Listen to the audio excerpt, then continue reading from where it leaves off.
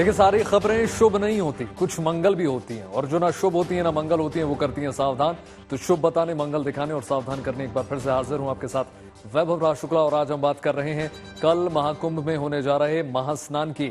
12 फरवरी को यानी कल माघ पूर्णिमा का अमृत स्नान है, जिसमें श्रद्धालुओं का एक नया रिकॉर्ड बनने की उम्मीद जताई जा रही है। भीड़ ज्यादा होगी, इसलिए सरकार और प्रशासन के सामने चुनौती भी जाहिर तौर पर बड़ी है और इसलिए जबरदस्त इंतजाम किए गए हैं। आज आपको महाकुंभ में ट्रैफिक के नए नियमों के बारे में हम बताने जा रहे हैं। इसके साथ ही बात होगी ट्रैफिक जाम की भी। प्रयागराज शहर और शहर में जाने वाले रास्तों पर कल तक लंबा जाम था, मगर मुख्यमंत्री योगी आदित्यनाथ की सख्ती के बाद अब रास्तों पर आना जाना आसान हो गया है। पर बिहार से आने वाली ट्रेनों में हालत खराब है, प्लेटफॉर्म पर धक्का मुक्की हो रही है। आज आपको ऐसी बोगी की खिड़की तोड़कर महाकुंभ जाने वाले जोश पर सावधान करेंगे और समझाएंगे। लेकिन आइए शुरुआत करते हैं महाकुंभ में महास्नान की तैयारियों से। कल का दिन महाकुंभ के लिए बहुत खास है, क्योंकि कल जो है माघ पूर्णिमा का अमृत स्नान है। इस अवसर पर गंगा में डुबकी लगाने के लिए बड़ी तादाद में लोग प्रयागराज के रास्ते में हैं और लाखों लोग पहले से ही वहां पर ऑलरेडी मौजूद हैं। कल कोई अव्यवस्था ना हो, किसी को परेशानी ना हो, इसलिए योगी सरकार ने जबरदस्त इंतजाम किए हैं। ट्रैफिक नियमों में भी बदलाव किया गया है। रिपोर्ट देखिए।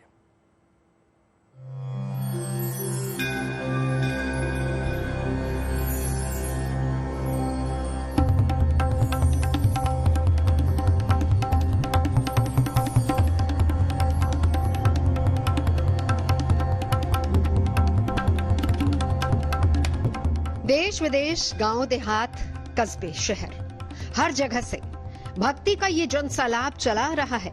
2 दिन पहले से संगम पर श्रद्धालुओं का हुजूम है और ये सिलसिला माघ पूर्णिमा के स्नान तक यूं ही चलने वाला है। दिन खास है, 12 फरवरी का अमृत स्नान खास है। ऐसे में महाकुंभ के दौरान गंगा में डुबकी लगाने का अवसर कोई खोना नहीं चाहता। माघी पूर्णिमा से पहले यहाँ कदम रखने की जगह नहीं बची है। उस बीच में पुलिस के जवान लगातार भीड़ को कहीं ना कहीं, जिससे क्राउड मैनेजमेंट हो सके, भीड़ को निकालने की कोशिश कर रहे हैं। इनको ये टास्क दिया गया है कि भीड़ को एक जगह ना रहने दें। भीड़ एक जगह रहेगी तो दिक्कत हो सकती है। ऐसे में ये लगातार स्पीकर्स के जरिए भीड़ को कंट्रोल कर रहे हैं और भीड़ को निकालने का प्रयास कर रहे हैं। श्रद्धालुओं के मन में उल्लास है, आनंद है। घर से लेकर इस घाट तक आने में अगर थोड़ी बहुत तकलीफें भी झेली जाएं, तो उसकी परवाह नहीं है, मलाल नहीं। हाँ, प्रशासन इस भीड़ को देखकर सतर्क जरूर है, क्योंकि अंदाजा है कि माघ पूर्णिमा के स्नान पर आंकड़े नए कीर्तिमान बना सकते हैं और इसीलिए नई ट्रैफिक व्यवस्था लागू कर दी गई है। अगर आप बुधवार को संगम पर जाना चाहते हैं तो नए सिस्टम को जानना, समझना और याद रखना बहुत जरूरी होगा। अब मेला क्षेत्र ही नहीं, बल्कि पूरे शहर को 12 फरवरी तक नो व्हीकल जोन घोषित कर दिया गया है। कल्पवासियों के भी वाहनों को अंदर जाने की अनुमति नहीं है।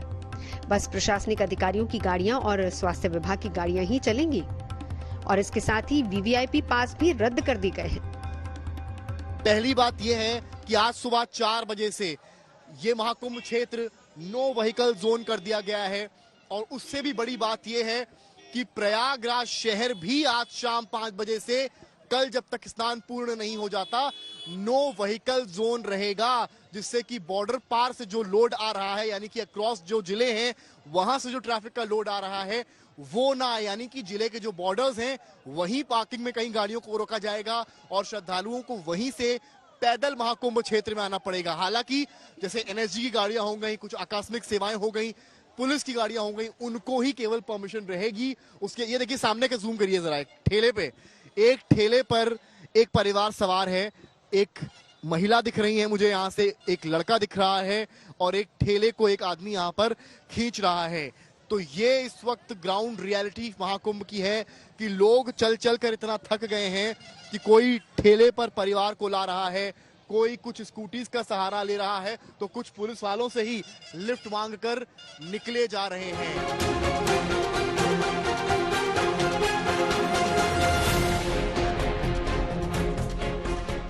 गाड़ियां नहीं चलेंगी तो जाहिर है कि थोड़ी बहुत तकलीफ तो होगी ही, मगर माघ पूर्णिमा का स्नान बिना किसी व्यवधान के गुजर जाए, इसके लिए ये फैसला जरूरी था।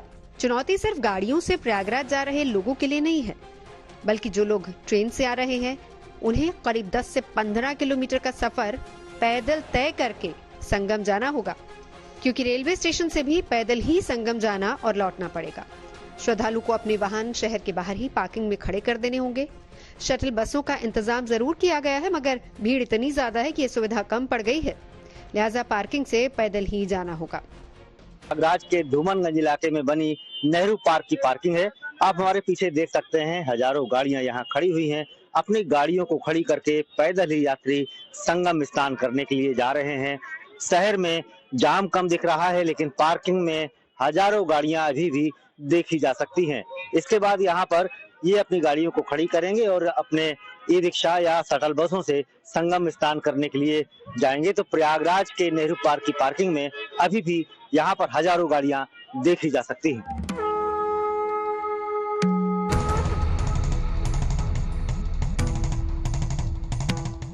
ये हाल है संगम और प्रयागराज शहर का, जहां तय है कि माघी पूर्णिमा के दिन तिल रखने की भी जगह नहीं होगी। प्रशासन इस चुनौती को बाखूबी समझ रहा है और इसीलिए तो मेला क्षेत्र हो या फिर प्रयागराज शहर, पुलिस वालों के साथ बड़े अधिकारी भी सड़कों पर हैं।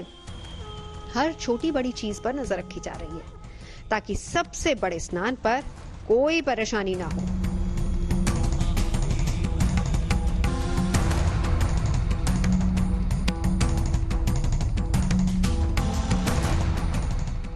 प्रयागराज से समर्थ श्रीवास्तव के साथ Pankaj Shrivastava, good news today के लिए।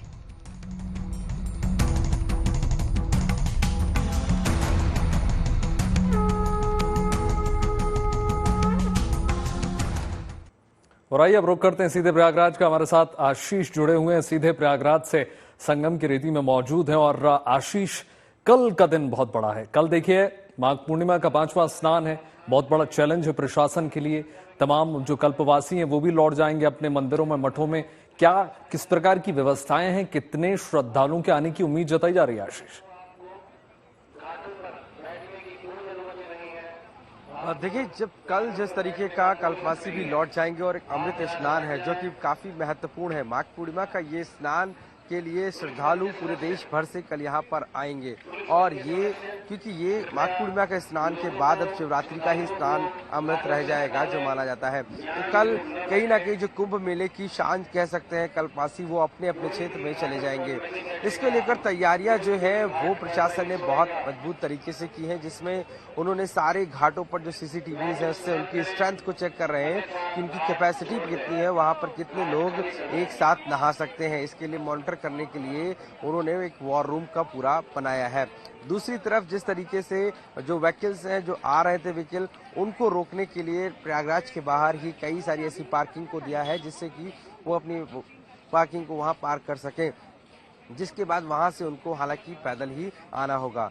ये सारी व्यवस्था। आशीष, आपने व्हीकल्स की बात करी, कल हम लगातार तस्वीरें दिखा रहे थे, चूंकि जाहिर सी बात है बहुत बड़ी चुनौती है प्रशासन के लिए। किस प्रकार से निदान हुआ, कैसे हमको ट्रैफिक जैम से निजात मिला है? चूंकि मुख्यमंत्री स्वयं हस्तक्षेप करते हैं, उसके बाद तमाम आला अधिकारी वहां पर मौजूद होते हैं। किस प्रकार से इतनी बड़ी चुनौती से निपटा गया आशीष?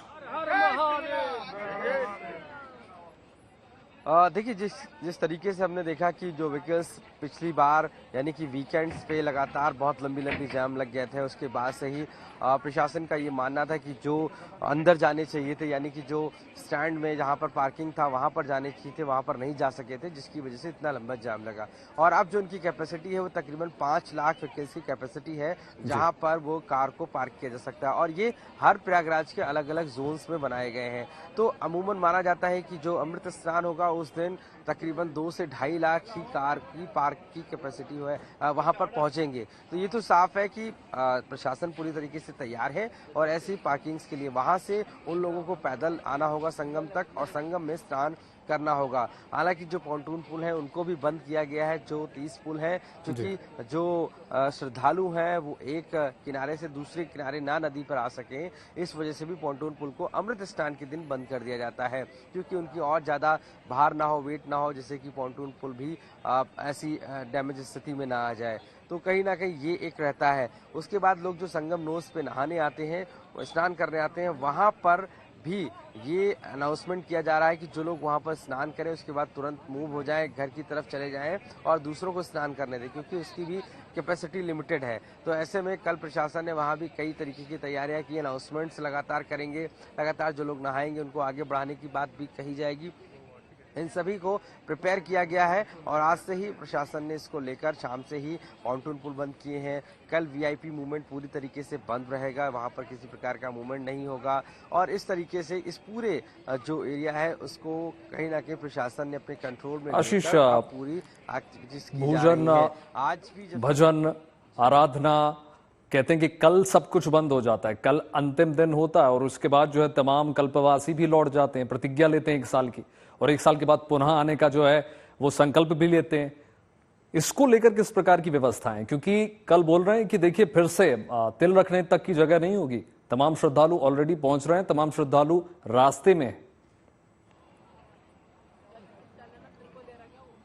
बिल्कुल, देखिए मैक्सिमम जो कल्पवासी हैं वो कहीं ना कहीं कल तो जो जा चुके हैं और कल जो है एंड है, यानी कि कल के जो स्नान के बाद पूरी तरीके से कल्पवासी चले जाएंगे, सारे अखाड़े मूव हो जाएंगे और मूव हो जा चुके हैं ऑलरेडी, जो है वो भी मूव हो जाएंगे। तो ये तो माना जाता है कि कल के स्नान के बाद जो श्रद्धालु हैं वो जो पहुंच रहे हैं वो मानते हैं कि ये आखिरी स्नान है, ये 144 वर्षों बाद जो कुंभ आया है उस कुंभ का ये अमृत जो स्नान होगा, जो ये दिन है माघ पूर्णिमा का, वो बहुत महत्वपूर्ण हो जाता है और उसी के लिए कल का इंतजार सभी को है। इसलिए जो पहले से लोग यहाँ पर रुके हुए हैं वो तो है ही है, इसके साथ साथ नए श्रद्धालु भी लगातार मूव करके यहाँ पर पहुंच रहे हैं। बिल्कुल आशीष, क्योंकि देखिए 5वां और अंतिम स्नान उसे हम कह सकते हैं, हालांकि अभी और स्नान बाकी हैं, लेकिन कल जो है एक तरीके से बोल सकते हैं समाप्त हो जाएगा, तमाम कल्पवासी लौट जाएंगे। तमाम जानकारी के लिए धन्यवाद आशीष।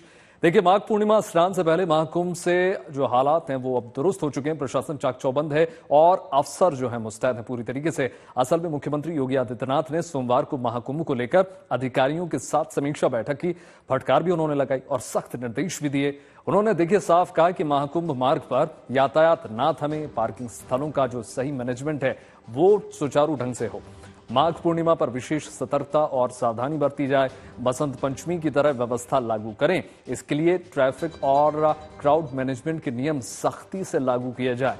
प्रयागराज के करीबी जिलों के अफसर लगातार प्रयागराज प्रशासन से संपर्क में रहें ताकि गाड़ियों की जो मूवमेंट है उसमें तालमेल के साथ एक मुख्यमंत्री ने एक बात बहुत स्पष्ट तरीके से कह दी है कि सड़कों पर वाहनों की कतार नहीं लगनी चाहिए, यानी ट्रैफिक जैम ना हो सके, ना ही जाम की स्थिति उत्पन्न हो सके।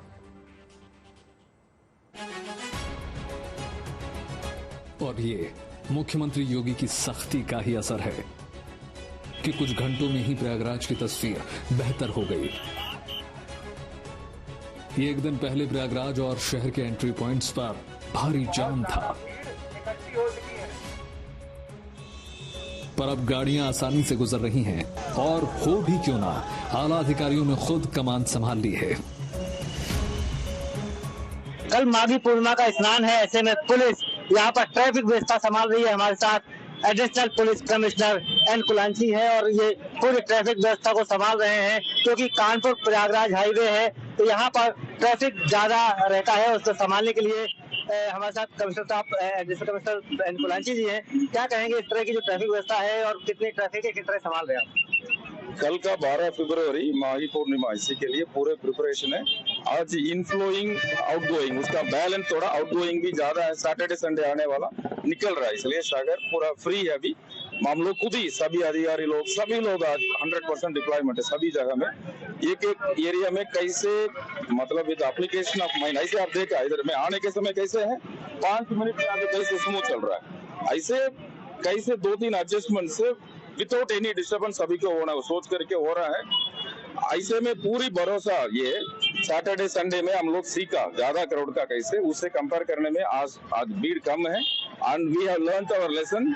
सप्ताह का इससे पहले छोटी छोटी इनकन्वीनियंसेस हुआ, उससे भी हम लोग ये एवॉल्विंग प्लान है, उससे सीख करके सभी इंक्लूड करके ये प्लान है।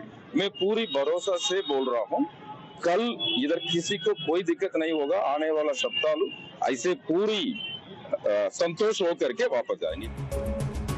मुख्यमंत्री योगी आदित्यनाथ का बहुत साफ निर्देश है कि माघ पूर्णिमा स्नान को देखते हुए क्राउड मैनेजमेंट अच्छा होना चाहिए।